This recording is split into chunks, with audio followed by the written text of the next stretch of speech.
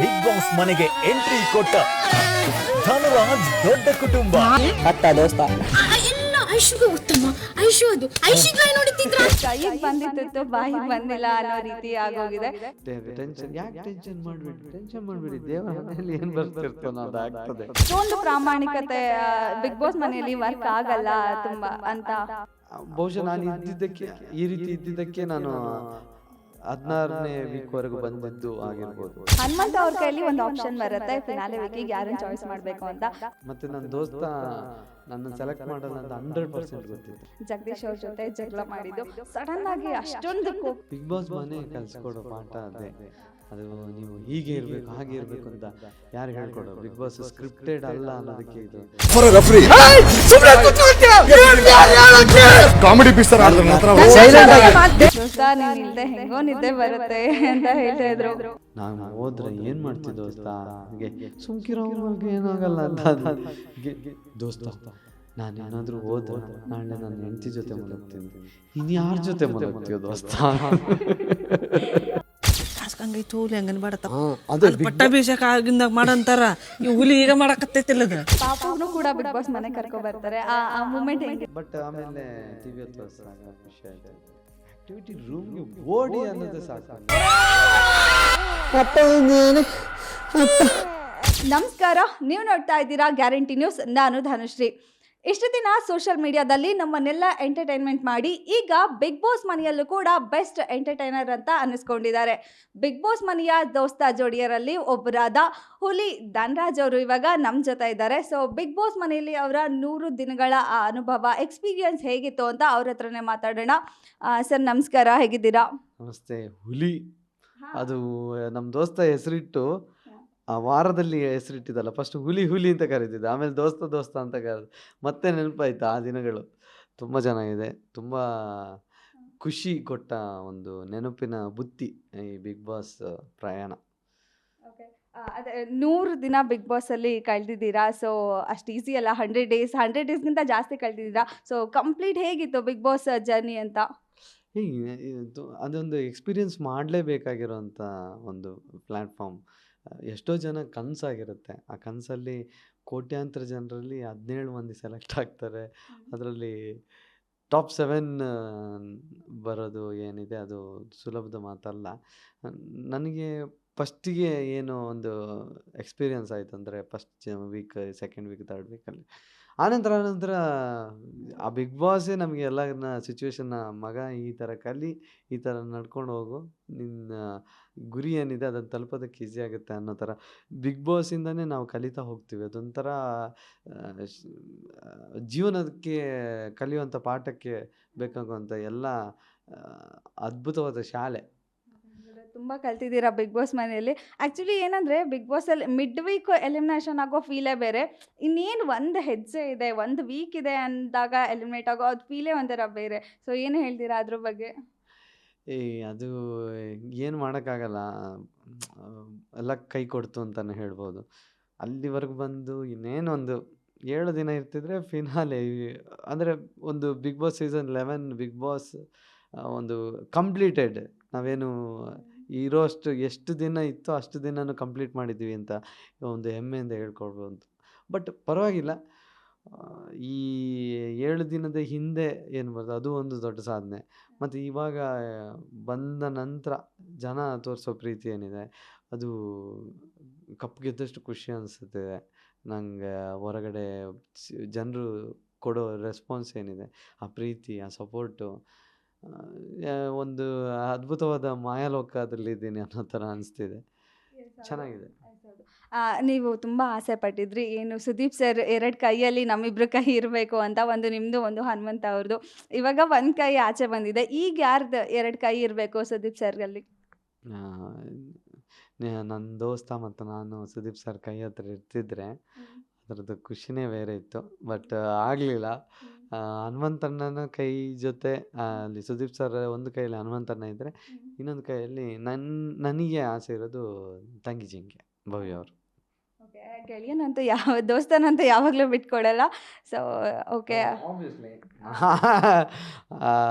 ದೋಸ್ತ ತುಂಬ ಇಂಪಾರ್ಟೆಂಟ್ ಆಗಿದೆ ನನ್ನ ಲೈಫಲ್ಲಿ. ಸೊ ದೋಸ್ತನಿಗೆ ಸಪೋರ್ಟು ಇದ್ದೇ ಇರುತ್ತೆ. ನಿಮ್ಮ ವಿಚಾರದಲ್ಲಿ ಏನು ಹೇಳ್ಬೋದು ಅಂದರೆ, ಈ ಕೈಗೆ ಬಂದಿತ್ತು ಬಾಯಿಗೆ ಬಂದಿಲ್ಲ ಅನ್ನೋ ರೀತಿ ಆಗೋಗಿದೆ. ಸೊ ಟಾಸ್ಕಲ್ಲಿ ಗೆಲ್ತೀರಾ, ಸೊ ಫಿನಾಲೆ ವೀಕಿಗೆ ಆಯ್ಕೆ ಆಗಿರ್ತೀರಾ, ಸೊ ಫುಲ್ಲಿ ಖುಷಿ ಪಟ್ಟಿರ್ತೀರಾ. ಬಟ್ ಲಾಸ್ಟಲ್ಲಿ ಬಿಗ್ ಬಾಸ್ ಅಂತ ಟ್ವಿಸ್ಟ್ ಕೊಟ್ಬಿಟ್ಟು ಅದನ್ನು ಕ್ಯಾನ್ಸಲ್ ಆ ಥರ ಮಾಡ್ತಾರೆ.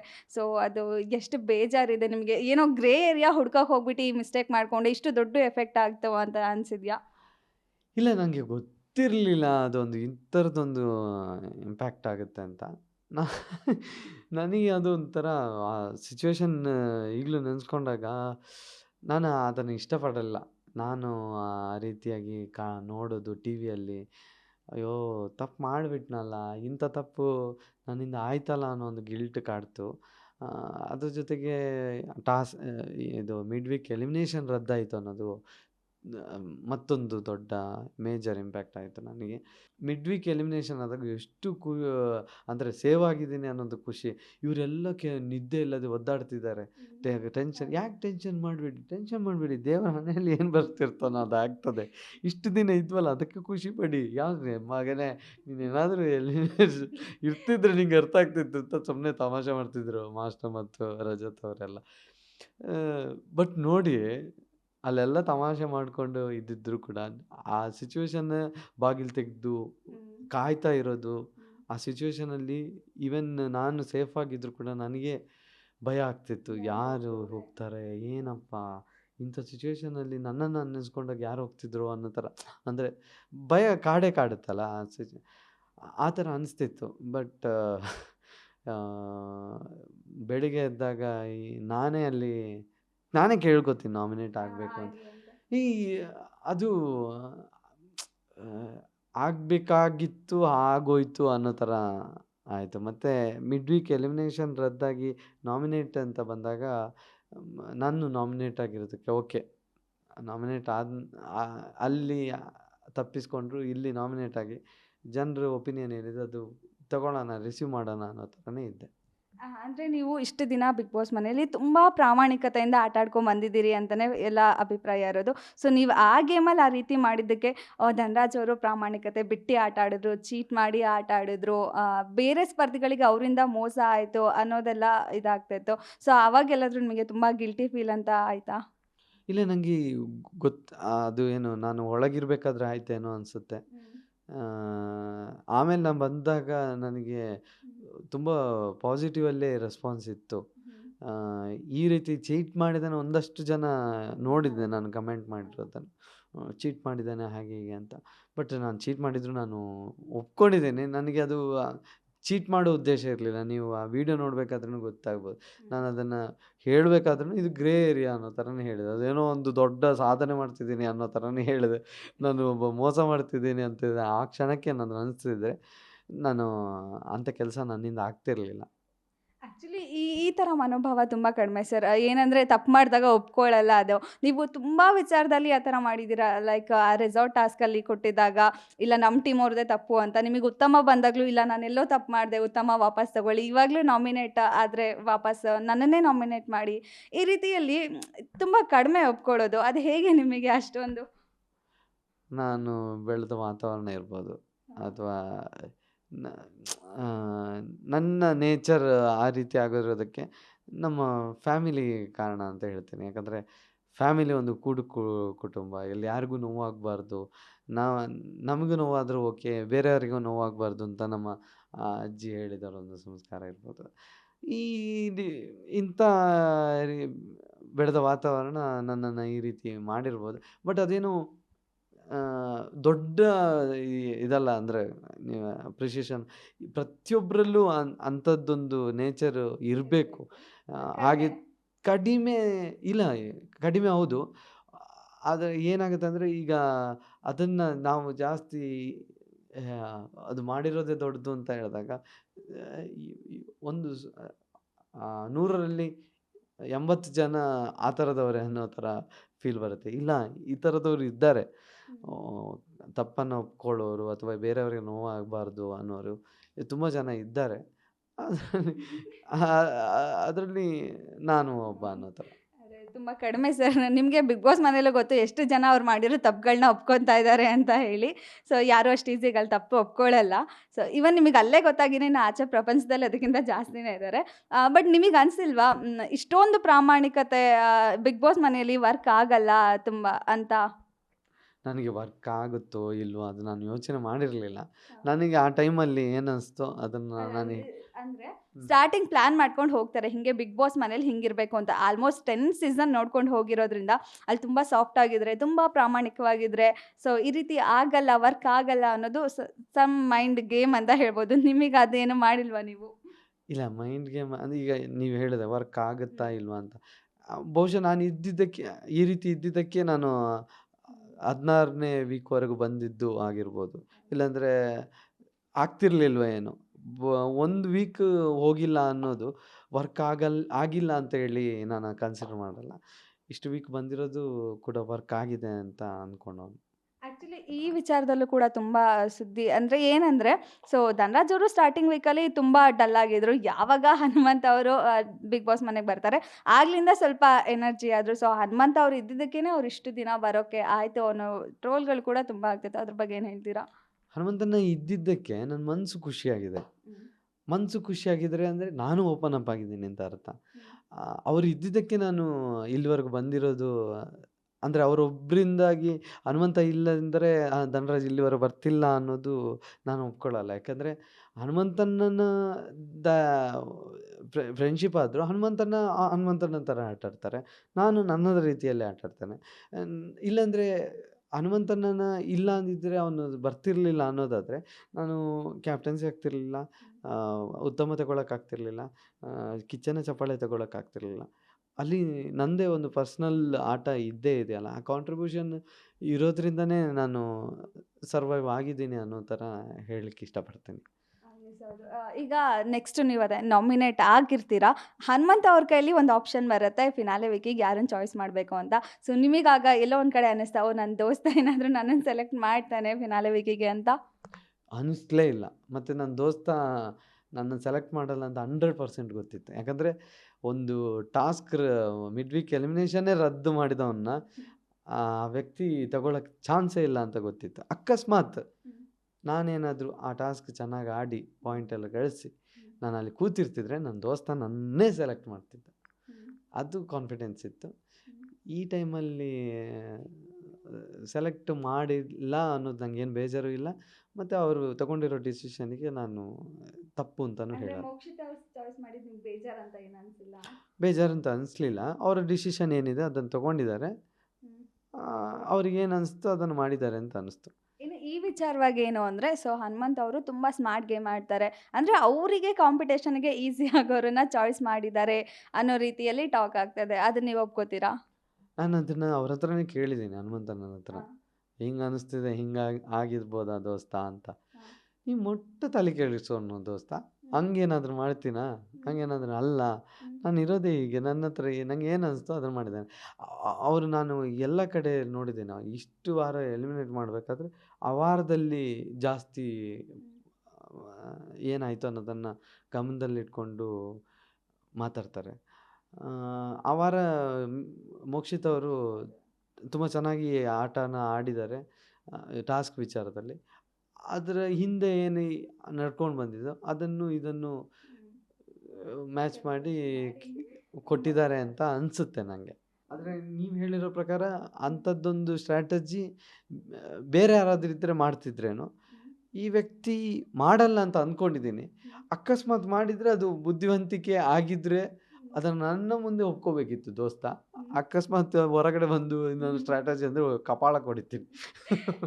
ಈಗ ಅದೇ ತುಂಬ ಜನದ ವಾದ ಕೂಡ ಅದು, ಹನುಮಂತ್ ಅವರು ಅಷ್ಟು ಸ್ಮಾರ್ಟ್ ಇಲ್ಲ, ಅಂದರೆ ಅಷ್ಟೊಂದು ಸ್ಮಾರ್ಟ್ ಇದ್ದಾರೆ, ಅಷ್ಟು ಇನ್ನೋಸೆಂಟ್ ಇಲ್ಲ, ಸೊ ತುಂಬ ಚಾಲಾಕಿ ಇದ್ದಾರೆ ಅಂತ ತುಂಬ ಜನದ ವಾದ. ಬಿಗ್ ಬಾಸ್ ಮನೇಲಿ ಕೂಡ ತುಂಬ ಜನದ ಅಭಿಪ್ರಾಯ ಕೂಡ ಅದೇ. ಸೊ ನೀವು ತುಂಬ ಹತ್ತಿರದಿಂದ ನೋಡಿದ್ದೀರಾ, ನಿಮ್ಗೆ ಏನು ಅನಿಸುತ್ತೆ? ಹೌದಾ? ಚಾಲಾಕಿ ಇದ್ದಾರೆ, ಮುಗ್ಧತೆನೂ ಇದೆ, ಚಾಲಾಕಿತನೂ ಇದೆ. ಮತ್ತು ನನಗೆ ಹನುಮಂತಣ್ಣ ಈ ನಮ್ಮ ಏನು ಜನ್ರೇಷನ್ ಅಥವಾ ಈಗ ಅಂಗಿ ಲುಂಗಿ ಅಥವಾ ನಾನು ಒಂದು ಸ್ವಿಮ್ಮಿಂಗ್ ಪೂಲಲ್ಲಿ ಹೋಗಿ ಕೈ ತೊಳೆಯೋದು, ಅಥವಾ ಮರ ಹತ್ತೋದು, ಅಥವಾ ಮಣ್ಣು ತೆಗೆದು ಸ್ನಾನ ಮಾಡದೇ ಇರೋದು, ನಾನು ಇರೋದು ಹೀಗೆ ಅನ್ನೋ ಥರ ಹೇಳಿದಾಗ ಅವ್ರ ಥರನೇ ಇರೋದಕ್ಕೆ ಬಿಡಬೇಕು ಅಂತ ಅನಿಸುತ್ತೆ. ಈ ವಿಚಾರನೇ ತುಂಬ ಟ್ರೋಲ್ ಆಗೋದು. ಅವ್ರು ಅಷ್ಟು ರಿಯಾಲಿಟಿ ಶೋಸ್ಗಳೆಲ್ಲ ನೋಡಿದ್ದಾರೆ, ಅಷ್ಟು ಸಿಟಿಲಿದ್ದಾರೆ. ಸೊ ಇಷ್ಟು ಅವರಿಗೆ ಗೊತ್ತಿರಲ್ವಾ ಅನ್ನೋದೇ ಒಂದು ಕ್ವಶನ್ ಮಾರ್ಕ್ ಥರ ಇರುತ್ತೆ. ಅದೇ ಈಗ ಹೇಳಿದ್ರಿ ಅಲ್ಲ, ಸ್ವಿಮ್ಮಿಂಗ್ ಪೂಲಲ್ಲಿ ಕೈ ತೊಳೆಯೋದಾಗಲಿ, ಅವರು ವೆಸ್ಟರ್ನ್ ಟಾಯ್ಲೆಟ್ ಯೂಸ್ ಮಾಡೋಕ್ಕಾಗಲ್ಲ, ಮರ ಹತ್ತೋದು ಈ ರೀತಿ ಎಲ್ಲ. ಸೊ ಅವರು ಇಲ್ಲ ಬೇಕು ಅಂತಲೇ ಮಾಡ್ತಾರೆ ಅನ್ನೋದು ಕೂಡ ಒಂದು ರೀತಿಯಲ್ಲಿ ಆಗುತ್ತೆ. ನೋಡಿ, ವೆಸ್ಟರ್ನ್ ಟಾಯ್ಲೆಟ್ ನಾನು ಕ್ಲಿಯರ್ ಮಾಡ್ತೀನಿ. ಆ ವೆಸ್ಟರ್ನ್ ಟಾಯ್ಲೆಟ್ ಬಗ್ಗೆ ನಾನೇ ಹೋಗಿ ಹೇಳಿರೋದು. ಅದು ಕ್ಯಾಪ್ ತೆಗೆದು ಟಾಯ್ಲೆಟ್ ಯೂಸ್ ಮಾಡಿ, ಇಲ್ಲಾಂದರೆ ಎಲ್ಲರೂ ಜನ ಬೈತಾರೆ ಅಂತ. ಅಲ್ಲಿಂದ ಆಯಿತು ಅಂತ ಹೇಳಿ ಬರ್ತಾರೆ. ಅದು ಮರ ಹತ್ತೋದು ಒಂದು ಅವ್ರು ಕುರಿ ಕಾಯಬೇಕಾದ್ರೂ ಮರ ಹತ್ಕೊಂಡು ಏನಾದರೂ ಮಾಡ್ತಾರೆ. ಆ ಮರ ಹತ್ತಬಾರ್ದು ಅನ್ನೋ ಒಂದು ರೂಲ್ಸ್ ಇದೆ ಅಂತ ನಮಗೆ ವೀಕೆಂಡಲ್ಲಿ ಎಚ್ಚರಿಕೆ ಕೊಟ್ಟದಾಗಲೇ ಗೊತ್ತಾಗಿದ್ದು. ಇವನ್ ನನಗೂ ಅದನ್ನು ಅಬ್ಸರ್ವ್ ಮಾಡಿರಲಿಲ್ಲ. ಅದು ಬೇಕು ಅಂತ ಮಾಡಿದಲ್ಲ, ಮನುಷ್ಯ ಇರೋದೇ ಹಾಗೆ ಓಡಾಡ್ತಿರ್ಬೇಕು, ನಂಗೆ ಬಿಟ್ಬಿಟ್ರೋ ನಾನು ಹೋಗ್ತೀನಿ ಅನ್ನೋ ಥರ ಅಂದ್ಕೊಳ್ಳೋರು. ಮತ್ತು ನೀರಲ್ಲಿ ಸ್ವಿಮ್ಮಿಂಗ್ ಪೂಲಲ್ಲಿ ಕೈ ತೊಳೆಯೋದು ಏನಿದೆ, ಅಲ್ಲಿ ನೀರು ಕಾಣಿಸ್ತಿದೆ, ಅದಕ್ಕೆ ಅವರಿಗೆ ಒಂಥರ ಕೆರೆ ಇದ್ದಾಗೆ ಅದು. ಅವರು ಏನಕ್ಕೆ ನಮ್ಮ ಕುರಿಯನ್ನು ಜಗ್ಗು ತೊಳಿತೀನಿ ದೋಸ್ತ ಇಂಥ ಕೆರೆ ಸಿಕ್ಕರೆ ಅನ್ನೋ ಥರ ಅವ್ರಿಗೆ ಅಂಥ ಅಲ್ಲಿ ಸರೌಂಡಿಂಗ್ಸಲ್ಲಿ ಏನು ಸಿಗುತ್ತೆ ಅದು. ನನಗೆ ಏನನ್ಸುತ್ತೆ ಗೊತ್ತಾಯ್ತು, ಹನುಮಂತಣ್ಣ ಈಗ ಅಷ್ಟು ಪಾಪ್ಯುಲರ್ ಆಗಿದ್ದಾರೆ, ಒಂದಷ್ಟು ವಿಚಾರಗಳ ಬಗ್ಗೆ ಗೊತ್ತಿದೆ.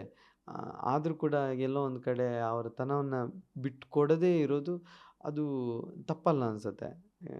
ಈಗ ಆ ವ್ಯಕ್ತಿಗೆ ಹಳ್ಳಿಯಲ್ಲಿರೋದೇ ಇಷ್ಟ. ಇಲ್ಲಿ ಬೆಂಗಳೂರಿಗೆ ಬಂದರೆ ನಂಗೆ ಆಗಲ್ಲ ದೋಸ್ತ, ಒಂದು 3 ದಿನ ಇದ್ರೆ ಆಗಲ್ಲ, ಇಲ್ಲಿ ಊಟ ಸೆಟ್ ಆಗಲ್ಲ, ನನಗೆ ಇರೋಕ್ಕಾಗಲ್ಲ, ನಾನು ವಾಪಸ್ ಮನೆಗೆ ಹೋಗ್ತೀನಿ. ಲೈಫಲ್ಲಿ ಫಸ್ಟ್ ಟೈಮ್ ಮನೆ ಬಿಟ್ಟು ಊರು ಬಿಟ್ಟು 3 ತಿಂಗಳ ಮೇಲೆ ಇದ್ದೇನೆ ಅಂದರೆ ಅದು ಬಿಗ್ ಬಾಸ್ ಮನೆಯಲ್ಲಿ. ಇಲ್ಲಿವರೆಗೂ ನಾನು ಎಲ್ಲೂ ಕೂಡ ಹೋಗಿಲ್ಲ. ಯಾವುದೋ ಒಂದು ಕತೆ ಹೇಳಿದ್ರು, ನಾನು ಗೋವಾಕ್ಕೆ ಹೋಗಿದ್ದೆ, ಆ ಟೈಮಲ್ಲಿ ಇರೋಕ್ಕಾಗದೆ ಮತ್ತೆ ಮನೆಗೆ ಬಂದೆ, ಮನೆಯವ್ರ ಹತ್ರ ಹೇಳಿದೆ, ಆಮೇಲೆ ವಾಪಸ್ ಬಂದಿದ್ದು ಇದೆ ಅಂತ ಕತೆ ಹೇಳಿದರು. ಆ ವ್ಯಕ್ತಿ ಇಷ್ಟಪಡದೆ ಹಳ್ಳಿ ಊರು ಆತಂದೇ ಒಂದು ಜಗತ್ತು, ಅದರಲ್ಲೇ ಇರೋದಕ್ಕೆ ಇಷ್ಟಪಡ್ತಾನೆ.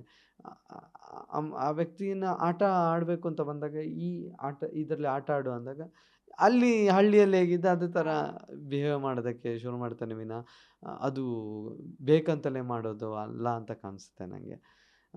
ಈವನ್ ಹಳ್ಳಿಯಲ್ಲಿದ್ದಾಗಲೂ ಅಷ್ಟೇ, ಹೊರಗಡೆ ಬೆಂಗಳೂರಲ್ಲಿ ಏನಾದರೂ ಅವಕಾಶ ಸಿಕ್ಕಿದಾಗ ನಂಗೆ ಈವನ್ ಫಿಲ್ಮಿಗೂ ಅವಕಾಶ ಸಿಕ್ಕಿದೆ ಅಂತ ಅವರಿಗೆ, ಬೇಡ ಅಂತ ಹೇಳಿದೆ. ಅಕಸ್ಮಾತ್ ಹನುಮಂತಣ್ಣ ಒಂದು ಎಲ್ಲ ಗೊತ್ತಿದ್ದು ಏನೋ ಮಾಡ್ತಾನೆ ಹೀಗೆ ಅಂತ ಹೇಳೋ ರೀತಿ ಇದ್ದಿದ್ರೆ ಇಂಥದ್ದೆಲ್ಲ ಟ್ರೈ ಮಾಡ್ತಿದ್ರು ಅಂತ ಅನ್ಸುತ್ತೆ. ಅವಕಾಶಗಳು ತುಂಬ ಯೂಸ್ ಮಾಡ್ಕೊಂಡು ಮಾಡ್ತಿರಿದ್ರು ಅಂತ. ಮೇ ಬಿ ನೀವು ಇದ್ದಿದ್ದಕ್ಕೆ ಅವರು ಅಷ್ಟು ದಿನ ಕಂಫರ್ಟಬಲ್ ಆಗಿ ಬಿಗ್ ಬಾಸ್ ಮನೆಯಲ್ಲಿ ಇದ್ರು ಅಂತ ಅನಿಸುತ್ತೆ.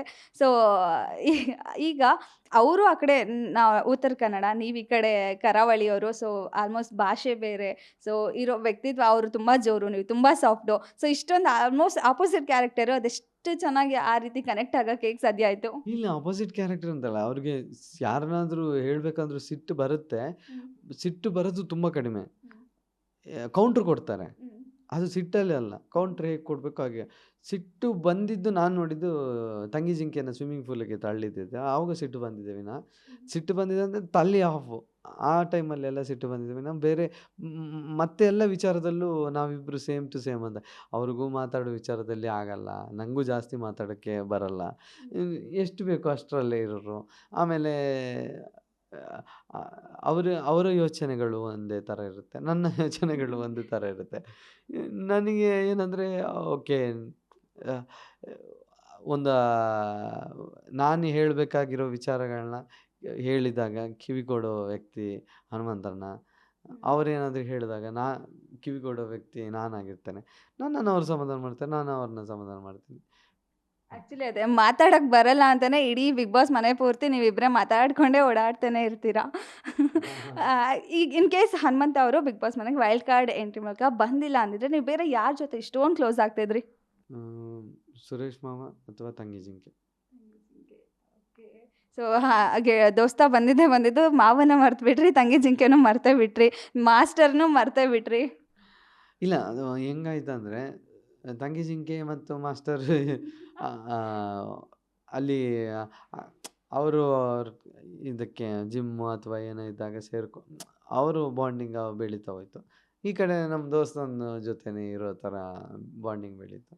ಗೋಲ್ಡ್ ಮಾಮ ಎಲ್ಲರ ಹತ್ರನೂ ಇದ್ದರು. ಅವರು ಇವರು ಇಂಥವ್ರು ಅಂತ ಇರಲಿಲ್ಲ, ಎಲ್ಲರ ಜೊತೆನೂ ಬೆರೀತಿದ್ರು.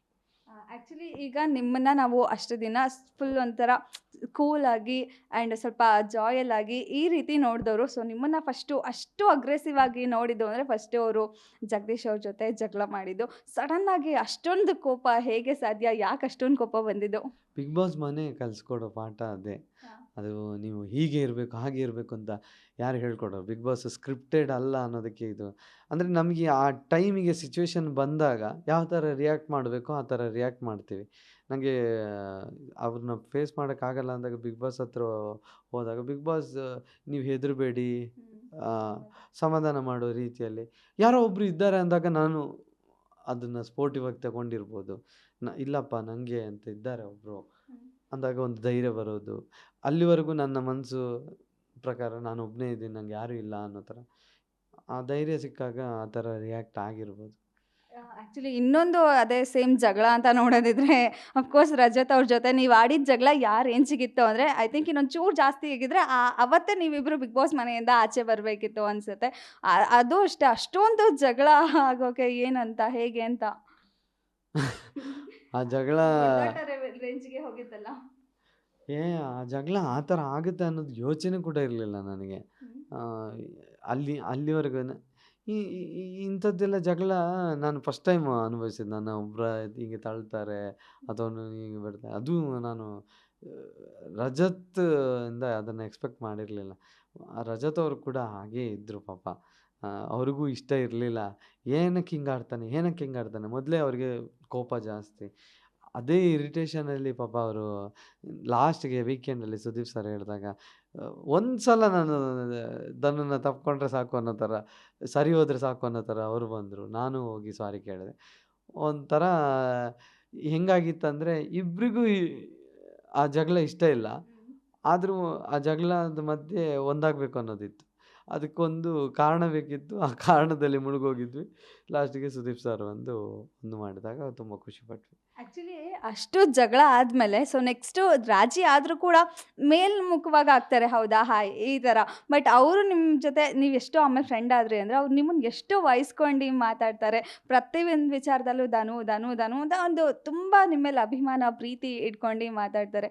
ಸೊ ಏನು ಹೇಳ್ತೀರಾ ಅದ್ರ ಬಗ್ಗೆ? ಬಟ್ ನೀವು ಮಾತ್ರ ಅವರಷ್ಟು ಪ್ರೀತಿಗೆ ಒಂದೊಂದು ಸರಿ ಅಗೇನೆಸ್ಟ್ ಆಗಿ ಅಂದರೆ ಹೋಗಿದ್ದುಂಟು, ಅದೆಲ್ಲ ಯಾಕೆ ಅಂತ? ಅಗೇನ್ಸ್ಟ್ ಆಗಿ ಹೋಗಿಲ್ಲ ನಾನು ಅವರು ವಹಿಸ್ಕೊಂಡು ಬಂದಿರೋದಕ್ಕೆ ನಾನು ಅವ್ರಿಗೆ ಗ್ಲ್ಯಾಡ್ ಆಗಿದ್ದೀನಿ. ಬಟ್ ಏನಾಗುತ್ತೆ ಅಂದರೆ ನನಗೆ ಕೆಲವೊಂದು ಕಡೆಯಲ್ಲಿ ನನ್ನ ಪರ ವಹಿಸಿದ್ರು ಕೂಡ ನನಗೆ ಅಲ್ಲಿ ಸರಿಯಲ್ಲ ಅನಿಸಿದಾಗ ನಾನು ಹೇಳಿದ್ದೀನಿ. ಉಸ್ತುವಾರಿಯಾಗಿದ್ದಾಗ ನನ್ನ ಪರವಾಗಿ ಬರಬೇಡಿ, ನನ್ನ ಆಟ ನಾನು ಆಡ್ತೀನಿ, ನೀವು ಉಸ್ತುವಾರಿಯಾಗಿದ್ಕೊಂಡು ಉಸ್ತುವಾರಿಯಾಗಿ ಮಾಡಿ, ಅದು ಬೇರೆ ರೀತಿ ಕಾಣಿಸುತ್ತೆ ಅನ್ನೋದೊಂದು ನನ್ನದು ವಾದ ಇತ್ತು. ಅದೊಂದೇ ವಾದ.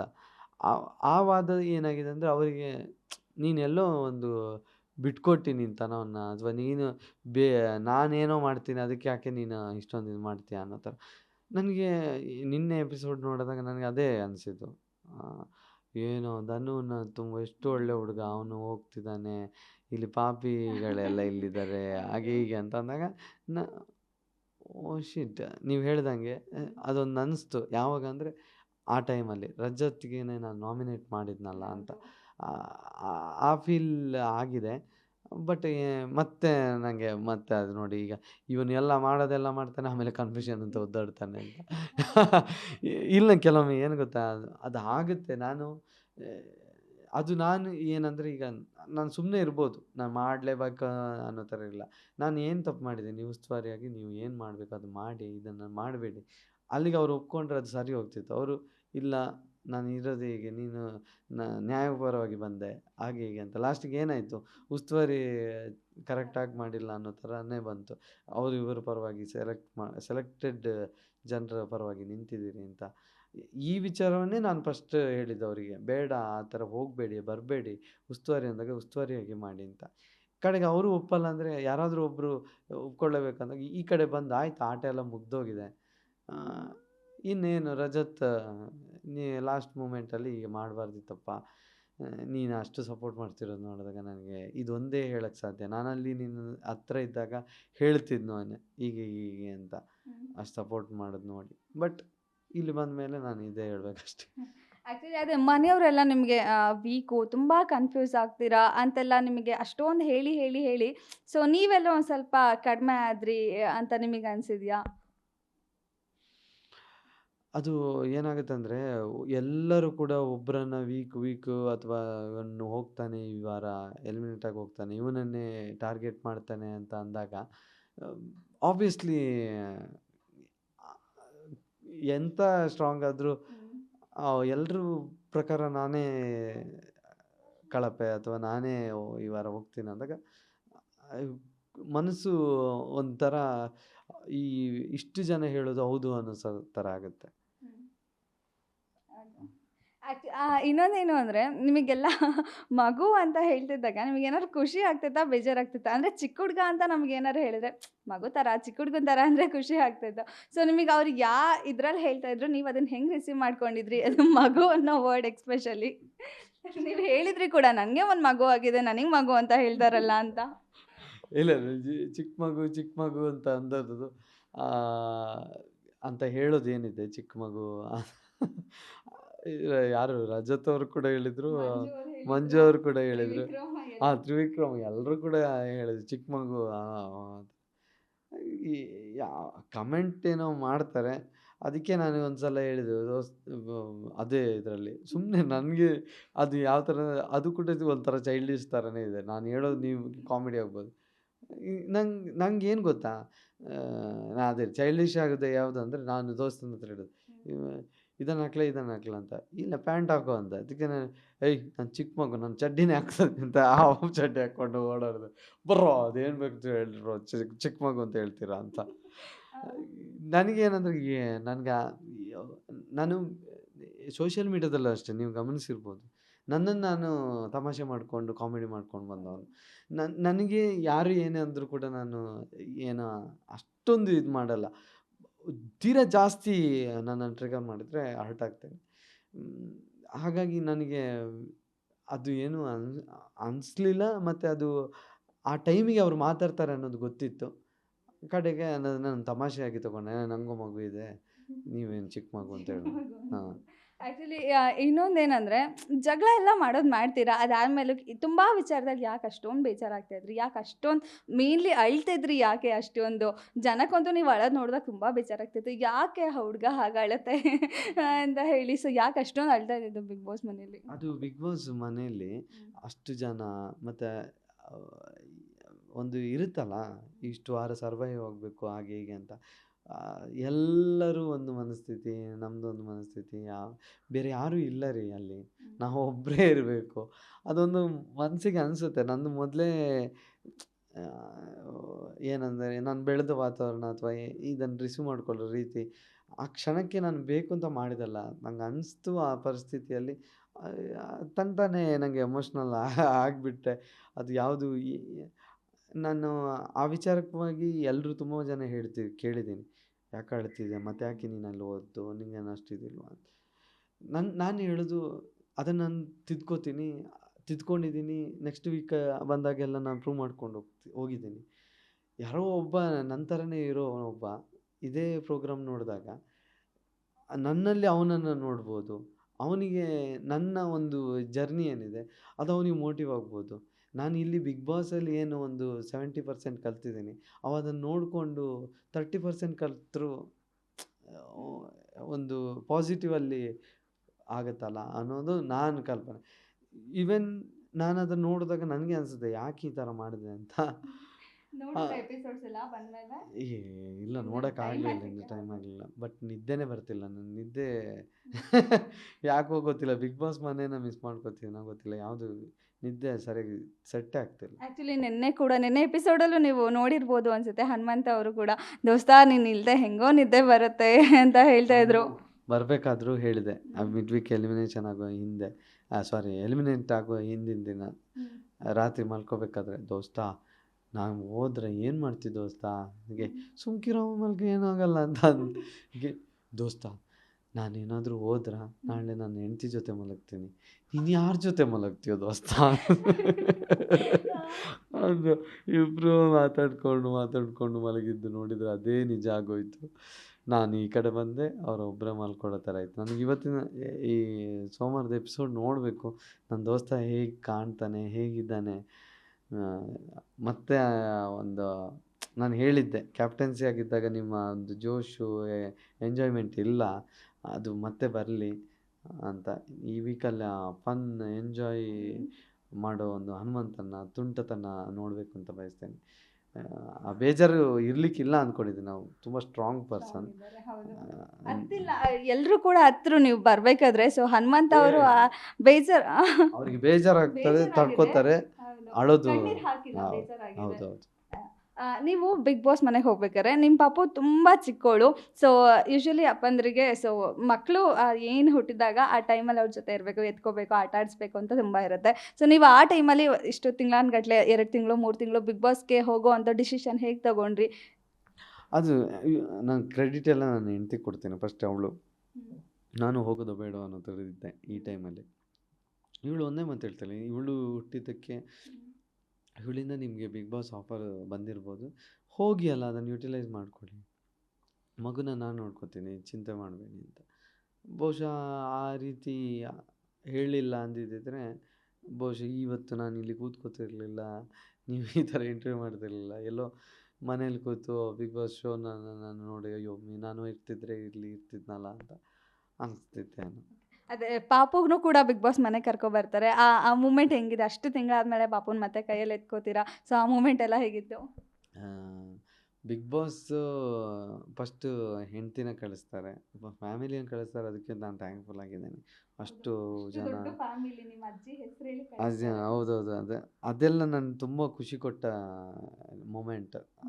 ಮತ್ತೆ ಹೋಗಿ ರಿವೈಂಡ್ ಮಾಡಬೇಕಂದ್ರೆ ಆ ಕ್ಷಣನ ಜೀವಿಸೋಕ್ಕೆ ಇಷ್ಟಪಡ್ತೀನಿ. ಫಸ್ಟ್ ಹೆಂಡ್ತಿ ಬಂದಾಗ ಅವಳು ಇಲ್ಲ ಮಗುವನ್ನು ಕರ್ಕೊಂಡು ಬರೋಕ್ಕಾಗಲ್ಲ. ಒಂದಷ್ಟು ಗೊತ್ತಿತ್ತು ನನಗೆ, ಸಣ್ಣ ಮಕ್ಕಳು ಬರೋ ಹಾಗಿಲ್ಲ, AC ಇರುತ್ತೆ ಹಾಗೆ ಹೀಗೆ. ಎಲ್ಲೋ ಒಂದು ಕಡೆ ಆ ಆಸೆ ಪರವಾಗಿಲ್ಲ, ಹೆಂಡ್ತಿನ ನೋಡಿದ್ನಲ್ಲ ಅಂತ ಖುಷಿ ಇತ್ತು ನನಗೆ. ಮಗಳನ್ನ ನೋಡಿಲ್ಲ ಅಂದರೂ ತೊಂದರೆ ಇಲ್ಲ ಅನ್ನೋ ಥರ ಇದ್ದೆ. ಯಾಕಂದರೆ ಮಗಳನ್ನ ನೋಡಲಿಕ್ಕೆ ಇವಳಿದ್ದಾಳೆ, ಇವಳನ್ನ ನೋಡಲಿಕ್ಕೆ ನಾನೇ ಅಲ್ವಾ, ಇವಳನ್ನ ನೋಡಿದ್ನಲ್ಲ ಸಾಕು ಅಂತ. ಬಟ್ ಆಮೇಲೆ ಟಿ ವಿಯಲ್ಲಿ ತೋರಿಸಿದಾಗ ಖುಷಿ ಆಯಿತು. ಟಿ ವಿಯಲ್ಲಿ ಮಾತ್ರ ಅನ್ನೋ ಥರ ಅಂದ್ಕೊಂಡೆ. ಆ್ಯಕ್ಟಿವಿಟಿ ರೂಮ್ಗೆ ಓಡಿ ಅನ್ನೋದೇ ಸಾಕು. ಸೂಪರ್ ಆಯಿತು. ನನಗೆ ಮಗಳನ್ನ ಎತ್ಕೋಬೇಕಾದ್ರೆ ತುಂಬ ಖುಷಿ ಆಯಿತು. ಆದರೆ ಅವಳು ಅತ್ತಾಗ ಯಾಕೆ ಅಪ್ಪನ ಜೊತೆ ಇದ್ದಾಗ ಸಮಾಧಾನ ಆಗಬೇಕಿತ್ತಲ್ಲ ಮಗಳು ಅಂತ ಅನ್ನಿಸ್ತು. ಹೌದು, ಆ ಮೂಮೆಂಟ್ ನೀವು ಹೇಗಿತ್ತು ಅಂದರೆ, ನೀವು ಎತ್ಕೊಂಡಾಗ ಪಾಪ ಸುಮ್ಮನಾಗಿಲ್ಲ. ಸೊ ನಿಮ್ಮ ವೈಫ್ ಎತ್ಕೊಂಡಿದ ತಕ್ಷಣ ಪಾಪ ಸೈಲೆಂಟ್ ಆಯ್ತು. ನೀವು ಒಂಥರ ಗಾಬ್ರಿನೋ, ಅಯ್ಯೋ ಪಾಪು ನನ್ನ ಐಡೆಂಟಿಫೈ ಮಾಡ್ತಿಲ್ಲ ಅನ್ನೋ ಗಾಬ್ರಿ. ನಾನು ಎತ್ಕೋಬೇಕಾದ್ರೆ ಸಮಾಧಾನ ಆಗಬೇಕಿತ್ತು, ಇವಳು ನೋಡಿದ್ರೆ ಆಮೇಲೆ ಅಲ್ಲಿ ಎಲ್ಲರೂ ಎತ್ಕೋತಿದ್ರಂತೆ, ಅವಾಗ ಎಲ್ಲ ಸುಮ್ಮನೆ ಇದ್ಲಂತೆ. ನಾನು ಬಂದಾಗ ಮಾತ್ರ ಎತ್ಕೊಂಡಾಗ ಹತ್ತಿದ್ದಂತ ಹೇಳ್ತಿದ್ರು. ಅದಕ್ಕೆ ಆ ಮಗುವಿಗೂ ಕೂಡ ಕೋಪ ಇದೆ ಅಪ್ಪ ಬಿಟ್ಟು ಹೋಗಿದ್ದಕ್ಕೆ. ಅದಕ್ಕೆ ನಿನ್ನೆ ತುಂಬ ಚಂದ ಆಟ ಆಡ್ತಿದ್ಲು. ತುಂಬ ದಿನ ಆಯ್ತಲ್ಲ, ಸೊ ಮರ್ತೋಗ್ಬಿಟ್ಟಿದ್ದಾಳೆ. ಇನ್ನು ಅಭ್ಯಾಸ ಹೇಳಿದ್ದೀನಿ, ಇನ್ನು ಬಿಟ್ಟು ಹೋಗಲ್ಲಮ್ಮ, ಇರ್ತೀನಿ ನಾನು ಮುದ್ದು ಅಂತ. ಇನ್ನು ಅದೇ ಸುರೇಶ್ ಅವ್ರು ಬಂದಾಗಲೂ ಕೂಡ ನಿಮಗೆ ವಿಚಾರ ಗೊತ್ತಾಗುತ್ತೆ, ನಿಮ್ಮ ಪಾಪುಗೆ ಒಂದು ತೊಟ್ಲು ತೊಗೊಂಡೋಗಿ ಕೊಟ್ಟಿದ್ದಾರೆ ಅಂತ. ಸೊ ಏನು ನಿಮ್ಮ ಮಾವ ಅಂತ ಕರಿತೀರಾ, ಮಾವ ಕೆಲಸನೇ ಮಾಡಿದ್ದಾರೆ ಅಂತ ತುಂಬ ಎಮೋಷ್ನಲ್ ಕೂಡ ಆಗ್ತೀರಾ. ಏನು ಹೇಳ್ತೀರಾ ಅದ್ರ ಬಗ್ಗೆ? ಇಲ್ಲ, ನಾನು ತೊಟ್ಟಿಲು ಅಂದಾಗ ನಾನು ಅಪ್ಪನಾಗಿ ಅಲ್ಲಿ ಬರಬೇಕಾದ್ರೆ ಬಿಗ್ ಬಾಸ್ ಬರೋ ಚಿಂತೆಯಲ್ಲಿ ತೊಟ್ಟಿಲ್ದ ವ್ಯವಸ್ಥೆನೇ ಮಾಡಿಲ್ಲ. ಅಲ್ಲಿ ಹುಕ್ಸ್ ಇಲ್ಲ, ಮತ್ತು ನಾವು ಬಾಡಿಗೆ ಇದಲ್ಲ ಹಾಕೋಕ್ಕೆ. ಅಯ್ಯೋ ಮಗುವನ್ನು ಮಲಗಿಸ್ತಿರೋದು ಹೇಗೆ ಅನ್ನೋ ಥರ ಬಂದಿದ್ದೆ ನನಗೆ 2ನೇ 3ನೇ ತಿಂಗಳಲ್ಲಿ ಯೋಚನೆ ಬಂದಿದ್ದ. ಅದನ್ನು ಮಾವ ಅವಾಗವಾಗ ಹೇಳ್ತಿರೋದನ್ನು ಕೇಳಿಸ್ಕೊಂಡು, ಮತ್ತೆ ಅದು ತೊಟ್ಟಿಲು ಕೊಡ್ತೇನೆ ಅಂತ ಹೇಳಿರಲಿಲ್ಲ, ನಾನು ಹೋಗ್ತೀನಿ ಮಾತಾಡಿಸ್ತೀನಿ ಅಂತ ಅಂತು. ಅದು ಆ್ಯಕ್ಚುಲಿ ಹೇಳಬಾರ್ದು ಅಂತ ಇದ್ರಂತೆ, ಮಾಸ್ಟರ್ ಹೇಳಿದ್ರು, ಅವಾಗ ನಂಗೆ ಗೊತ್ತಾಯಿತು. ಹಾಂ. ಇನ್ನೊಂದು ಏನಂದರೆ, ಅದೇ ಮಾಸ್ಟರ್ ತಂಗಿ ಜಿಂಕೆ ತುಂಬ ಹೇಳ್ತಿದ್ರಲ್ಲ, ಸೊ ಅವ್ರ ಬಗ್ಗೆ. ಸೊ ಏನಂದರೆ ಪ್ರೀವಿಯಸ್ ಎಪಿಸೋಡ್ 1, 2, 3 ಬಿಫೋರು ಸೊ ನಿಮ್ಮ ಮಾಸ್ಟರ್ ತಂಗಿ ಜಿಂಕೆಗೆ ಪ್ರಪೋಸ್ ಮಾಡಿದ್ರು ಅಂತ ತುಂಬ ಸುದ್ದಿ ಆಗ್ತಿದೆ. ಸೊ ನೀವು ಹತ್ತಿರದಿಂದ ನೋಡಿದ್ದೀರಲ್ಲ, ಹೌದಾ ಪ್ರಪೋಸ್ ಮಾಡಿದ್ರಾ? ನಂಗೆ ಗೊತ್ತಿಲ್ಲ ಅದು. ನಾವು ಲೈಟ್ ಆಫ್ ಆದ ಕೂಡಲೇ ಇಬ್ಬರು ಹೋಗಿ ಮಲ್ಕೋತಿದ್ವಿ, ದೋಸ್ತ ಮತ್ತು ನಾನು. ಲೈಟ್ ಆಫ್ ಆದಮೇಲೆ ಏನೆಲ್ಲ ಆಯಿತು ಅನ್ನೋದು ನಂಗೆ ಗೊತ್ತಿಲ್ಲ. ಓಕೆ, ಹೋಗ್ಲಿ, ನಿಮ್ಮ ದೋಸ್ತನ ಲವ್ ಸ್ಟೋರಿ ಬಗ್ಗೆ ಆದರೂ ಗೊತ್ತಾ ನಿಮಗೆ? ಸೊ ಅವ್ರ ಹುಡುಗಿ ಬಗ್ಗೆ ಯಾರು, ಏನು ಮಾಡ್ಕೊಂಡಿದ್ದಾರೆ ಅಂತ ಇದು ಗೊತ್ತಿಲ್ಲ ಅನ್ನೋಂಗಿಲ್ಲ. ದೋಸ್ತ ಹುಡುಗಿ ಅಂತ ಹೇಳ್ತಾನೆ, ಅದರ ಮೇಲೆ ಏನು ಹೇಳಿಲ್ಲ. ಹಾಂ, ಅದು ಯಾರು, ಹೇಗೆ, ಹೆಸರು ಕೂಡ. ಹೆಸರಿಗೂ ಹೇಳಿದ್ದಾರೆ. ಸೊ ನಮಗೆ ಎಕ್ಸ್ಕ್ಲೂಸಿವ್ ಆಗಿ ಹೆಸರು ಒಂದು ರಿವೀಲ್ ಮಾಡಿ ಅಷ್ಟೇ, ಬೇರೆ ಏನೇನೋ ಡೀಟೇಲ್ಸ್ ಬೇಡ, ಹೆಸರು ಅಷ್ಟೇ. ನಿಮ್ಮ ಹೆಸರೇನು? ಧನುಶ್ರೀ. ಧನುಶ್ರೀ, ಹಾ. ಅದೇ ಇಟ್ಕೊಳ್ಳಿ. ಅದು ಬೇಡ, ನಿಮ್ಮ ದೋಸ್ತ ಹುಡುಗಿ ಹೆಸರು ಹೇಳಿ. ದೋಸ್ತ ಹುಡುಗಿ ಹೆಸರು ಹೇಳಿದ್ರೆ ನಾನು ಸಾಯಿಸ್ತಾನೆ, ಯಾಕಂದ್ರೆ ಅದನ್ನ ತುಂಬಾ ಸೀಕ್ರೆಟ್ ಆಗಿ ಮೇಂಟೈನ್ ಮಾಡಿ. ಸೀಕ್ರೆಟ್ ಅದು ಇಲ್ಲ. ಇನ್ನು ಅವರು ಏನೋ ಮಾತು, ಅವ್ರದ್ದೇನೋ ಮಾತುಕತೆ ಇರ್ಬೋದು, ಪರ್ಸನಲ್ ಹೇಳಿದಾರಲ್ಲ, ಗೆದ್ಮೇಲೆ ಫುಲ್ ಗೆದ್ರೆ ಅಂತೂ ಫುಲ್ ಹೋಗ್ಬಿಟ್ಟು ಹೆಣ್ಣು ಕೇಳೋದೆ ಅಂತ. ಸೊ ನೀವು ಜೊತೆಲಿ ಹೋಗೋ ಪ್ಲಾನಿಂಗ್ ಎಲ್ಲ ಇದೆಯಾ ಹೆಣ್ಣು ಕೇಳೋಕ್ಕೆ? ಫಸ್ಟಿಗೆ ಒಂದು ಕಳ್ಸೋದು, ಒಂದು ಏಟು ಬಿದ್ದರೆ ಪದ್ರಾಡ್. ಎಂತ ಇದು, ದೋಸ್ತಂಗೆ ಏಟ್ ಬೀಳ್ಬೇಕಾದ್ರೆ ಜೊತೆಲಿ ನೀವು ಒಂದು 4 ಏಟ್ ತಗೊಳೋದು ಬಿಟ್ಟು, ಸೊ ಫಸ್ಟ್ ದೋಸ್ತಂಗೆ ಕಳಿಸಿ ಬಲಿ ಪಶು ಮಾಡೋದಾ? ಅಲ್ಲ, ಏನು ಕಪ್ಪಿಟ್ಕೊಂಡು ಹೋಗಿ ಕೊಟ್ಟು ಕೂಡಲೇ ನಿಮ್ಮ ಮಗಳನ್ನ ಕೊಡಿ ಅಂದರೆ ಯಾರು ಕೊಡ್ತಾರೋ ಗೊತ್ತಿಲ್ಲ. ದೊಡ್ಡ ಸಾಧನೆ ಹೌದು, ಆದರೂ ಅಲ್ಲಿ ಯಾವ ಥರ ಸಿಚುವೇಶನ್ ಯಾವ ಥರ ಇರುತ್ತೆ ಯಾರಿಗೂ ಗೊತ್ತು. ಅದಕ್ಕೆ ಸಿಚುವೇಶನ್ ನೋಡಿಕೊಂಡು ಮಾತಾಡೋಣ. ಏನಾದರೂ ಸಾಯಿಸೋ ಥರ ಬರ್ತಿದ್ದಾರೆ ಅಂದರೆ ಓಡೋಣ. ನಮಗೇನು ದೋಸ್ತ ಸತ್ತ ಅಂತೇಳಿ ಓಡೋದು ಅಷ್ಟೇ. ಇನ್ನೇನು ಫೈನಲ್ ಕೂಡ 1 ವೀಕಲ್ಲಿದೆ. ಸೊ ಆಲ್ರೆಡಿ ಟಾಪ್ 6 ಕಂಟೆಸ್ಟೆಂಟ್ ಯಾರು ಅಂತ ಆಗಿದೆ. ಸೊ ನಿಮ್ಮ ಪ್ರಕಾರ ಯಾರು ವಿನ್ ಆಗಬೇಕು? ಹನುಮಂತ ಅಂತ ಹೇಳ್ತೀರಾ? ಅಫ್ಕೋರ್ಸ್ ಗೊತ್ತು. ಸೊ ಹೋಗ್ಲಿ, ಒಂದು ಆಪ್ಷನ್ ಅವ್ರನ್ನ ಬಿಟ್ಟು ಇನ್ನೊಬ್ರನ್ನ ಹೇಳಿ. ಗೊತ್ತಿರೋ ಆನ್ಸರ್. ಸುದೀಪ್ ಸರ್ ಯಾವಾಗಲೂ ಶಾಕ್ ಕೊಡ್ತಾರಲ್ಲ, ಭವ್ಯ ತ್ರಿವಿಕ್ರಮ್ ಹೇಳಿದಾಗ ವಾವ್ ಎಕ್ಸ್ಪೆಕ್ಟೆಡ್ ಆನ್ಸರ್ ಅಂತ. ಸೊ ಇದು ಎಕ್ಸ್ಪೆಕ್ಟೆಡ್ ಆನ್ಸರ್, ಇದನ್ನ ಬಿಟ್ಟು ಬೇರೆ. ಓಕೆ, ನೆಕ್ಸ್ಟ್ ಆಪ್ಷನ್ ಅನ್ನೋದರ ಇಲ್ಲ, ಹನುಮಂತ ನನಗೆ. ಓಕೆ, ಹಾಗಿದ್ರೆ ಓಕೆ, ರನ್ನರ್ ಅಪ್ ಆದರೂ ಯಾರಾಗಬೇಕು ಅಂತ ಹೇಳಿ. ರನ್ನರಪ್ ತಂಗಿ ಜಿಂಕೆ, ಅವರಿಬ್ಬರಲ್ಲೇ. ಸೊ ವಿನ್ನರ್ ಅವರು ಇಲ್ಲಾಂದ್ರೆ ರಜತ್. ಹೌದು, ರಜತ್ ಅವರು ಕೂಡ ಒಂದು ಎಂತ ವೈಲ್ಡ್ ಕಾರ್ಡ್ ಎಂಟ್ರಿ ಆಗಿ ಬಂದು ಕೂಡ ಸೊ ಒಂದು ಲಾಸ್ಟ್ ವೀಕ್ವರೆಗೂ ಟಫ್ ಕಾಂಪಿಟೇಷನ್ ಕೊಟ್ಕೊಂಡು ಬಂದಿದ್ದಾರೆ. ಸೊ ಏನು ಹೇಳ್ತೀರಾ ಅವ್ರ ಜರ್ನಿ, ಅವ್ರ ಬಗ್ಗೆ? ತುಂಬ ಕಷ್ಟ ಇದೆ. ವೈಲ್ಡ್ ಕಾರ್ಡ್ ಎಂಟ್ರಿ ಆಗಿ ಬಂದು ಒಂದು ಮನೆಯಲ್ಲಿ ಅಷ್ಟು ದಿನ ಸರ್ವೈವ್ ಆಗೋದೇ ದೊಡ್ಡದು, ಅದರಲ್ಲೂ ಟಾಪ್ 6ಗೆ ಹೋಗೋದು ನಿಜಕ್ಕೂ ಗ್ರೇಟ್. ಯಾಕಂದರೆ ಜನರ ಮನಸ್ಸಲ್ಲಿ ಆ ರೀತಿ ಉಳಿಬೇಕು ಅಂದರೆ ಅದು ಸಾಮಾನ್ಯವಾದ ಮಾತೇ ಅಲ್ಲ. ಟಫ್ ಕಂಟೆಸ್ಟೆಂಟ್, ಆ ಕಾರಣಕ್ಕಾಗಿ ಅವ್ರ ಹತ್ರ ಆ ಟ್ಯಾಲೆಂಟ್ ಇದೆ, ಮತ್ತು ಎಂಟರ್ಟೈನ್ ಮಾಡ್ತಾರೆ, ಇರೋದನ್ನು ಹೇಳ್ತಾರೆ. ಭಾಷೆ ಬಳಕೆ ನನಗೆ ಇತ್ತೀಚೆಗೆ ಸರಿ ಹೋಗಿದ್ರು, ಮತ್ತು ಇವತ್ತಿನ ಪ್ರೊಮೋ ನೋಡಿದಾಗ ಅದು ಬೇಜಾರಾಗಿದೆ. ಅದು ಬಿಟ್ಟರೆ ಮತ್ತೆಲ್ಲ ವಿಚಾರದಲ್ಲೂ ಆತ ಸೂಪರ್. ಯಾಕೆ ಆ ಪ್ರೊಮೋದಲ್ಲಿ ಆ ಥರ ಬಂದಿರ್ಬೋದು, ಇಮಿಡಿಯೇಟಾಗಿ ಅದರ ಬಗ್ಗೆ ಅವರು ಸಾರಿ ಕೇಳಿರ್ತಾರೆ ಅನ್ನೋದು ನನಗೆ ನಂಬಿಕೆ ಇದೆ. ಓಕೆ, ಏನಂದರೆ ಸೊ ಇಷ್ಟು ಬಿಗ್ ಬಾಸ್ ಆದರೆ ಇವಾಗ ನಿಮ್ಮ ಪರ್ಸ್ನಲ್ ಲೈಫ್ ಅಂತ ಬಂದರೆ, ಸೊ ನೀವೊಂದು ಅದೇ ಟಿ ವಿ ಚಾನಲ್ಗಳಲ್ಲೆಲ್ಲ ವರ್ಕ್ ಮಾಡಿ ಸೋಷಿಯಲ್ ಮೀಡಿಯಾ ಅಂತ ಹೋಗ್ತೀರಾ. ಯಾಕೆ ಅದನ್ನು ಚಾಯ್ಸ್ ಮಾಡ್ಕೊಂಡಿದ್ದು ಅಂತ? ಸೊ ಟಿ ವಿ ಚಾನಲ್ಸ್ ಎಲ್ಲ ಬಿಟ್ಟು ನೀವು ಸೋಷಿಯಲ್ ಮೀಡಿಯಾ ಅಂತ ಹೋಗಿದ್ದು ಯಾಕೆ ಅಂತ? ಸೋಷಿಯಲ್ ಮೀಡಿಯಾದಲ್ಲಿ ಖುಷಿ ಸಿಕ್ತು, ಅದಕ್ಕೆ ಹೋದೆ. ಚಾನಲ್ ಅಂದರೆ ಅದೊಂದು ಸಿಸ್ಟಮೆಟಿಕ್ ಆಗಿತ್ತು, ಅಲ್ಲಿಂದ ಬರಬೇಕು ಅಂತ ಆಸೆ ಇತ್ತು, ಅಲ್ಲಿಂದ ಬಂದೆ. ಸೋಷಿಯಲ್ ಮೀಡಿಯಾದಲ್ಲಿ ನಾವೇನಾದರೂ ಮಾಡಿ ಊಟ ಬಡಿಸಿದ್ರೆ ಚೆನ್ನಾಗಿಲ್ಲ ಅನ್ನೋದೊಂದು ಕಮೆಂಟ್ ತುಂಬ ಖುಷಿ ಕೊಡುವಂಥದ್ದು ಆ ಕೆಲಸ. ಅದಕ್ಕೆ ಇಷ್ಟ. ನಂಗೆ ಈಗಲೂ ಅದನ್ನೇ ಮಿಸ್ ಮಾಡ್ಕೋತಿದ್ದೆ. ಬಿಗ್ ಬಾಸ್ ಮಾಡಿ ವಿಡಿಯೋ ಅಪ್ಲೋಡ್ ಮಾಡೋದು, ಕಮೆಂಟ್ ನೋಡೋದು, ಅದನ್ನೆಲ್ಲ ತುಂಬ ಮಿಸ್ ಮಾಡ್ಕೋತಿದ್ದೆ. ಓಕೆ, ಹಾಗಿದ್ರೆ ಈಗ ನೆಕ್ಸ್ಟ್ ಪ್ಲಾನಿಂಗ್ ಏನು? ಬಿಗ್ ಬಾಸ್ ಮುಗೀತು, so next social media continue ಮಾಡೋದಾ ಅಥವಾ ಸೀರಿಯಲ್, ಸಿನಿಮಾ ಈ ಥರ ಏನಾದರೂ? ಸೋಷಿಯಲ್ ಮೀಡಿಯಾ ಕಂಟಿನ್ಯೂ ಮಾಡೋದು ಇದ್ದೇ ಇದೆ. ಕಂಟೆಂಟ್ ಕ್ರಿಯೇಟರ್ ಆಗಿ ಮತ್ತು ವ್ಲಾಗರ್ ಆಗಿ ಒಂದಷ್ಟು ವೀಡಿಯೋಗಳು ಕಮ್ಮಿ ಬರ್ಬೋದು, ಬಟ್ ವೀಡಿಯೋಸ್ ಅಂತೂ ಹಾಕಲೇಬೇಕು ನನ್ನ ಸಬ್ಸ್ಕ್ರೈಬರ್ಸ್ಗೋಸ್ಕರ. ಮತ್ತು ಒಂದಷ್ಟು ಹೊಸ ಬಿಗ್ ಬಾಸ್ ಪ್ರೀತಿಸೋ ಹೃದಯಗಳು ಬಂದಿದೆ, ಅವ್ರಿಗೋಸ್ಕರ ನಾನು ಏನಾದರೂ ಮಾಡಬೇಕು, ಒಂದು ಹೊಸ ಯೋಚನೆ ಇದೆ. ಆ ಯೋಚನೆಯಲ್ಲಿ ನಾನು ಒಂದಷ್ಟು ತಯಾರಿಗಳಾಗಬೇಕು, ಅದಾದಮೇಲೆ ಅನೌನ್ಸ್ ಮಾಡ್ತೀನಿ. ಅದು ಬಿಟ್ಟು ಸಿನಿಮಾ ಬಂದರೆ ಒಪ್ಕೋತೀನಿ. ಈ ಒಂದು ಪ್ರೀತಿಸೋ ಹೃದಯ ಏನು ನನ್ನನ್ನು ಪ್ರೀತಿಸ್ತಿದೆ, ಅದಕ್ಕೆ ತುಂಬ ಆಭಾರಿಯಾಗಿರ್ತೀನಿ. ಆ, ಇದೊಂದು ದೊಡ್ಡ ಆಪರ್ಚುನಿಟಿಯಿಂದ ಇಷ್ಟು ಜನರ ಮನಸ್ಸು ಗೆದ್ದಿದ್ದೀನಿ. ಮನಸ್ಸು ಗೆದ್ದಿರೋದಕ್ಕೆ ತುಂಬ ಖುಷಿ ಇದೆ. ಅವರ ಏನು ಅಂದ್ಕೊಂಡಿದ್ದಾರೋ, ಇವನೇನೋ ಗೆದ್ದು ಬಾ ಅಥವಾ ಲೈಫಲ್ಲಿ ಗೆಲ್ತೀಯ ಅನ್ನೋ ಥರ ಒಂದು ಆಶೀರ್ವಾದ ಮಾಡಿದ್ದಾರೆ. ಅದೇ ದಾರಿಯಲ್ಲಿದ್ದೀನಿ. ಸರ್, ಈಗ ಕೊನೆಯದಾಗಿ ಏನಂದರೆ ಅದೇ ಸುದೀಪ್ ಸರ್ ಅವ್ರನ್ನ ಡೈಲಿ ವೀಕ್ಲಿ ನೀವು ಮೀಟ್ ಮಾಡ್ತಾ ಇದ್ದಿದ್ದು, ಸೊ ಆ ಮೂಮೆಂಟ್ ಎಲ್ಲ ಹೇಗಿತ್ತು ನಿಮಗೆ ಸುದೀಪ್ ಸರ್ನ ಮೀಟ್ ಮಾಡ್ತಾ ಇದ್ದಿದ್ದು? ಸುದೀಪ್ ಸರು ಆ್ಯಕ್ಚುಲಿ ನಮಗೆ ಒಬ್ಬೊಬ್ಬ ಕಂಟೆಸ್ಟೆಂಟು ಈಗ ಟಾಪ್ 6 ಇರ್ಬೋದು ಅಥವಾ ನಾನು ಟಾಪ್ 16 ಇರ್ಬೋದು, ಅಲ್ಲಿವರೆಗೂ ನಾವು ರೀಚ್ ಆಗ್ತೀವಿ ಅಂದರೆ ಪ್ರತಿ ವೀಕೆಂಡಲ್ಲಿ ಸುದೀಪ್ ಸರ್ ಕೊಡುವಂಥ ಗೈಡೆನ್ಸ್. ಆ ಗೈಡೆನ್ಸ್ ಸುದೀಪ್ ಸರ್ ಒಬ್ಬ ಹೋಸ್ಟಾಗಿ ಅಲ್ಲಿ ಯಾರಾದರೂ ಇಲ್ಲ ಅಂದರೆ, ಯಾರೋ ಒಬ್ಬ ವೀಕ್ ಆಗಿರೋನು 2ನೇ ವೀಕಲ್ಲಿ ಹೋಗೋನು, ಅಥವಾ ಒಬ್ಬ ಟಫ್ ಕಂಟೆಸ್ಟೆಂಟು 4ನೇ ವೀಕಲ್ಲಿ ಹೋಗೋನು.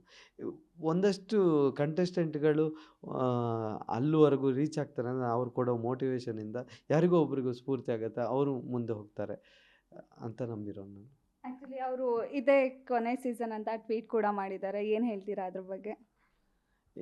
ಅದು ಅದನ್ನು ಕಲ್ಪನೆ ಮಾಡೋದಕ್ಕೆ ಸಾಧ್ಯ ಇಲ್ಲ. ಬಿಗ್ ಬಾಸ್ ಅಂದರೆ ಸುದೀಪ್ ಸರ್ ಅಂದರೆ ಬಿಗ್ ಬಾಸ್. ಅವ್ರ ಜಾಗದಲ್ಲಿ ಬೇರೆ ಯಾರು ಬಂದರೂ ಅದನ್ನು ಆ್ಯಕ್ಸೆಪ್ಟ್ ಮಾಡ್ಕೊಳ್ಳೋದು ತುಂಬ ಕಷ್ಟ. ಗೊತ್ತಿಲ್ಲ ಏನಾಗುತ್ತೆ ಅಂತ, ಮುಂದೆ ನೋಡಬೇಕಷ್ಟೆ.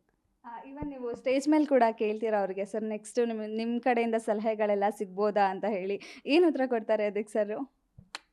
ಅಂತ ಈ ಥರ ಮಾಡ್ತಾರೆ. ಹಾಂ, ನನಗೆ ಸುದೀಪ್ ಸರ್ ಹತ್ರ ಇದ್ದಾಗ ಮಾತಾಡೋದು ಸ್ವಲ್ಪ ಕಡಿಮೆ ನಾನು. ಹಾಗಾಗಿ ನಾನು ಅದು ಅಷ್ಟು ಲವ್ ಯು ಸರ್ ಅಂತ ಹೇಳಿ ತಪ್ಕೊಂಡಿದ್ದು. ಅಷ್ಟು ಸರಿ ತಪ್ಕೊಂಡ್ಬಿಟ್ರಿ. ಅದೊಂಥರ ಏಯ್ ಹೀರೋ ನಮ್ಮ ಜೊತೆ ಇದ್ದಾರೆ, ಇದೇ ಒಂದು ಟೈಮು ಮತ್ತೆ ಸಿಗಲ್ಲ ಅನ್ನೋ ಥರ. ಅದೊಂದು ಮೊಮೆಂಟು ಅವರು ಹೇಳಿರೋ ರೀತಿ ಖಂಡಿತ ಅವರು ನಾನೇನಾದರೂ ಒಂದು ರೀತಿಯಲ್ಲಿ ಏನಾದರೂ ಸಜೆಷನ್ ಕೇಳಿದಾಗ ಅವರು ಗ್ಯಾರಂಟಿ ಇಲ್ಲ ಅನ್ನಲ್ಲ ಅನ್ನೋದು ನಂಗೆ ಗೊತ್ತಿದೆ. ಅದು ಓಕೆ ಸರ್, ಈಗ ನಿಮ್ಮ overall Bigg Boss journey ಹೇಗಿತ್ತು? ಸೊ ಒಂದು ವರ್ಡಲ್ಲಿ ಹೇಳೋದಿದ್ರೆ overall Bigg Boss journey ಹೇಗಿತ್ತು? ಒಂದು ಅದ್ಭುತವಾದ ಪಯಣ. ಈ ಪಯಣದಲ್ಲಿ ನನ್ನ ಒಂದು ಪಯಣ ಏನಿದೆ ಅದೊಂದು ತುಂಬ ತೃಪ್ತಿದಾಯಕವಾಗಿ ನಾನು ಆ ಜರ್ನಿನ ಮುಗಿಸಿದ್ದೀನಿ ಅಂತ ಹೇಳಲಿಕ್ಕೆ ಇಷ್ಟಪಡ್ತೀನಿ. So thank you so much sir, ತುಂಬ ಚೆನ್ನಾಗಿ ಮಾತಾಡಿದ್ರಿ, ಬಿಗ್ ಬಾಸಲ್ಲಿ ಆಗಿದೆ ನಿಮ್ಮ ಎಕ್ಸ್ಪೀರಿಯನ್ಸ್ ಎಲ್ಲ ಹೇಳಿದ್ರಿ, ಆ್ಯಂಡ್ ನಿಮ್ಮ ಮುಂದಿನ ಪ್ರಾಜೆಕ್ಟ್ಸ್ ಎಲ್ಲ ಅದಕ್ಕೂ ಒಳ್ಳೆಯದಾಗಲಿ. All the best. Thank you so much. ನೀವು ಕೂಡ ತುಂಬ ಚೆನ್ನಾಗಿ ಇಂಟರ್ವ್ಯೂ ಮಾಡಿದ್ರಿ. ನಿಮ್ಮ ಗ್ಯಾರಂಟಿ ನ್ಯೂಸ್ಗೂ ಒಳ್ಳೆಯದಾಗಲಿ. ನಿಮ್ಮ ಈ ಒಂದು ಸಪೋರ್ಟಿಗೆ ನಾವು ಕೂಡ ಯಾವತ್ತು ಚಿರಋಣಿಯಾಗಿರ್ತೀವಿ. Thank you so much. Yes, ಇದಾಗಿತ್ತು ಧನರಾಜ್ ಅವರ ಬಿಗ್ ಬಾಸ್ ಮನೆಯ ಎಕ್ಸ್ಪೀರಿಯನ್ಸ್. ಇನ್ನಷ್ಟು ಸುದ್ದಿಗಾಗಿ ನೋಡ್ತಾ ಇರಿ guarantee news. Camera person Ajay ಜೊತೆ ಧನುಶ್ರೀ. ಗ್ಯಾರಂಟಿ ನ್ಯೂಸ್, ಸುದ್ದಿ ಖಚಿತ, ನ್ಯಾಯ ನಿಶ್ಚಿತ.